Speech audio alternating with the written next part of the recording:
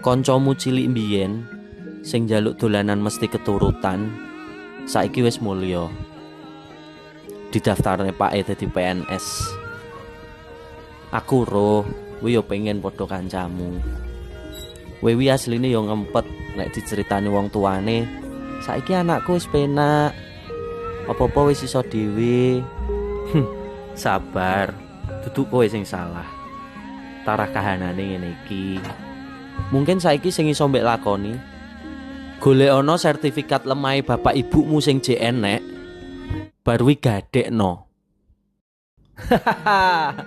Ora. Wi jenenge goblok. Tapi weling gak? Pakmu mbiyen tau ngomong, nek pake goblok, anake nek iso aja melu-melu goblok. Mangkane ade sinau terus, sapa ngerti iso ngunggahne derajate wong tuwa.